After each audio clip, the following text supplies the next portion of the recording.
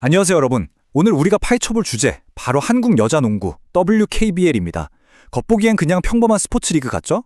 하지만 저 코트 위 화려한 플레이 이면에는요, 어마어마한 금융자본과 지자체들의 치열한 생존 게임이 복잡하게 얽혀 있습니다. 오늘 이 해설을 통해 그동안 몰랐던 진짜 구조적인 현실, 싹 다 벗겨내 보겠습니다. 바로 들어가 볼까요? 자, 핵심부터 바로 찔러보겠습니다. 솔직히 수익성만 놓고 보면요, 이거 진짜 말도 안 되는 재정적 역설이거든요. 거대 금융사들이 이 농구단 운영에 매년 한 60억 원 정도를 쏟아붓고 있습니다.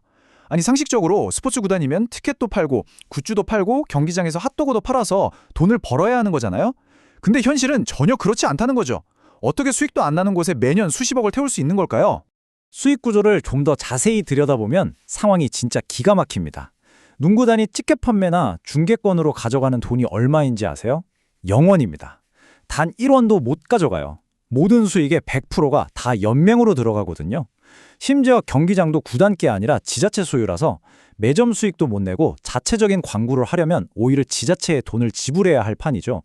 게다가 이 팀들을 운영하는 데가 은행 같은 금융지주사들이다 보니까 법적으로는 영리 활동을 하는 프로구단이 아니라 수익 창출이 목적이 아닌 실업팀 형태로 운영되고 있습니다. 돈도 못 버는 이 스포츠 엔터테인먼트에 대체 왜 기업들이 막대한 자본을 쥐고 있는 걸까요? 첫 번째 파트, 숨겨진 목적. 지자체 금고은행입니다. 은행이 어떻게 생존하는지 그 본질을 한번 생각해보죠. 우리가 100만 원을 예금하면 은행이 그 돈을 금고에 고스란히 쌓아둘까요? 절대 아니죠. 한 10% 정도만 실물 현금으로 남겨두고 나머지 90%는 이익을 내기 위해 다른 곳에 대출해 줍니다. 그러니까 은행 입장에서는 엄청난 규모의 예금을 아주 안정적으로 꽉 쥐고 있어야만 살아남을 수 있는 거예요. 그럼 대체 어디서 그 어마어마한 현찰을 가장 확실하게 끌어올 수 있을까요? 맞습니다. 바로 시민들의 세금을 걷고 관리하는 지방자치단체죠. 여기서 아주 중요한 열쇠가 하나 나옵니다. 바로 금고은행인데요. 지자체가 그 쪼다니의 어마어마한 예산을 그냥 시청 금고에 쌓아두겠습니까? 아니죠. 입찰을 통해서 특정 은행을 금고은행으로 딱 지정하고 거기에 모든 자금을 맡겨버립니다. 금융사들이 농구단에 매년 60억 원을 쿨하게 쓰는 진짜 이유가 바로 이겁니다. 수조 원의 자금을 굴리는 이 금고은행 계약을 따내려면 지자체랑 아주 강력하고 우호적인 유대감을 만들어야 하는데 그 최고의 매개체가 바로 농구단인 거죠. 실제 연고지랑 금고은행 계약 현황을 딱 겹쳐서 보잖아요. 와, 진짜 소름 돋을 정도로 일치합니다. 신한은행 노구단 연고지가 인천인데 신한은행이 여기서 무려 12조 원 규모의 제1금고를 맡고 있어요. 하나은행 숙소가 있는 인천 서구청의 금고은행 역시 하나은행이고요. 우리은행 같은 경우는 과거에 1조 원 예산을 굴리던 광명시로부터 우리시 금고 입찰 조건으로 연고지 좀 옮겨달라 이런 은밀한 제안을 받기도 했었죠. BNK도 마찬가지로 부산, 경남 지역 금고를 굳건히 쥐고 있습니다. 조 단위의 거대한 계약을 먹을 수만 있다면 구단 운영비 수십억 원? 진짜 훌륭하고 전략적인 투자인 셈입니다. 자, 은행 입장엔 이제 완벽하게 이해가 되셨죠? 조 단위 계약에 비하면 구단 운영비는 훌륭한 지출이니까요.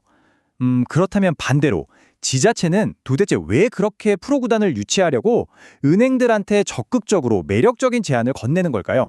지자체 입장에서도 얻는 게 확실하거든요. 일단 막대한 세금 들여서 지어놓은 그 거대한 체육관 텅텅 비워두면 당장 세금 낭비라고 엄청난 비판에 직면하잖아요. 근데 프로구단이 들어오면 그 체육관을 써야 하는 완벽한 명분이 생깁니다.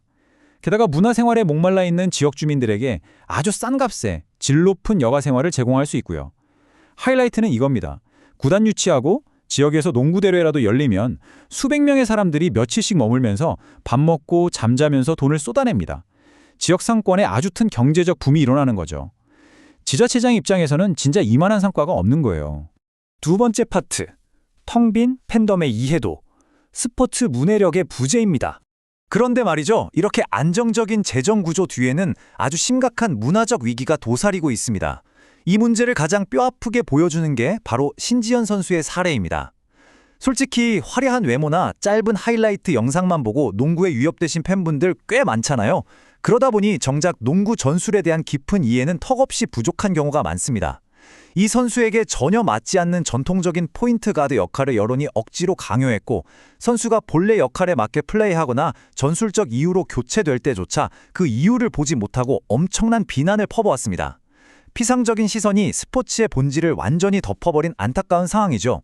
진짜 아이러니한 건요. 유튜브나 방송 같은 미디어로는 이 문제를 절대 해결할 수 없다는 겁니다. 원본 소스에서도 아주 냉정하게 지적합니다. 전문가들이 나서서 전술을 분석하고 산업 설명하는 고퀄리티 컨텐츠 아무리 만들어봤자 가십성 영상에 비하면 조회수가 반토막도 안 나옵니다. 팬들은 이미 관심 분야가 아니기 때문에 스스로 찾아보면서 배우려고 하질 않는다는 거죠. 결국 근본적인 해결책은 완전히 다른 곳에서 시작되어야 한다는 뜻입니다. 도대체 왜 이런 현상이 생길까요? 그 근본 원인은 양국의 완전히 다른 교육 시스템에서 찾을 수 있습니다.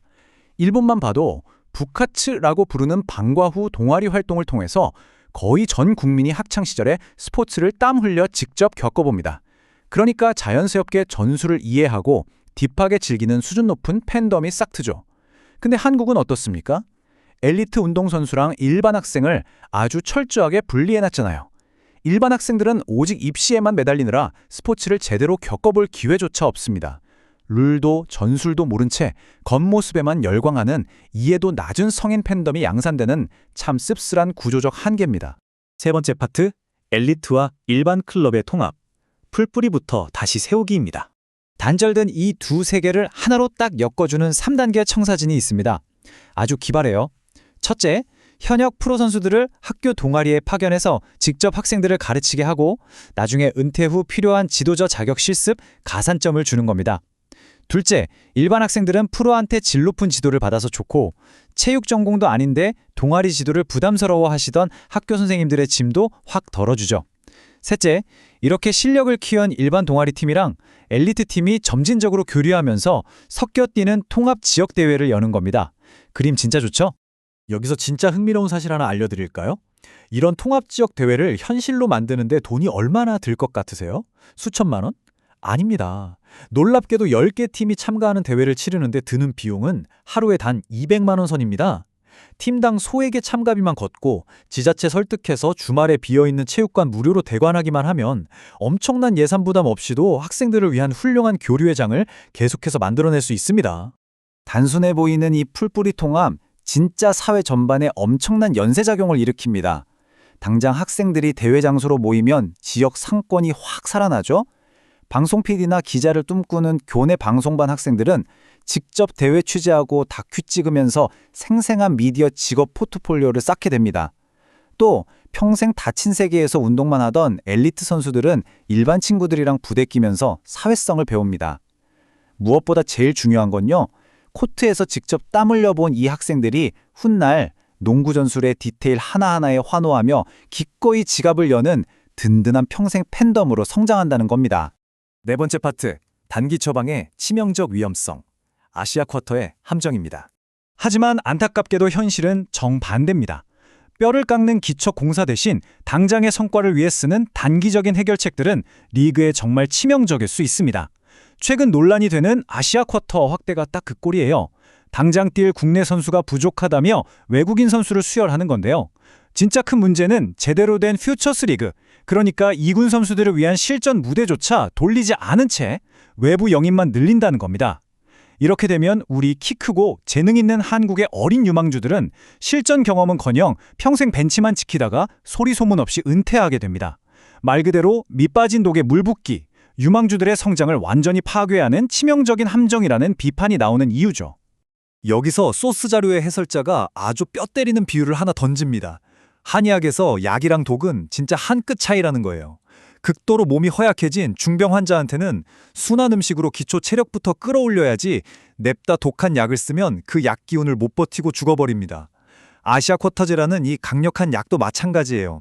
기초 체력이 튼튼한 리그라면 성장을 자극하는 명약이 되겠지만 기초 육성 시스템이 다 무너져 내린 현재의 WKBL한테는 리그의 미래를 끊어놓는 치명적인 독약이 될 수 있다는 강력한 경고입니다. 자, 코트 바닥 아래 숨겨진 그 거대한 진실들 오늘 다 마주하셨습니다. 구단을 움직이는 지자체 금고은행의 막대한 자본부터 팬들의 이해도를 앗아간 입시 위주의 분리된 교육, 그리고 리그의 내일을 구원할 통합 육성 시스템까지 이제 WKBL은 진짜 운명의 기로에 서 있습니다. 오랜 시간이 걸리더라도 풀뿌리 기반부터 다시 탄탄하게 세우는 험난한 길을 걸을까요?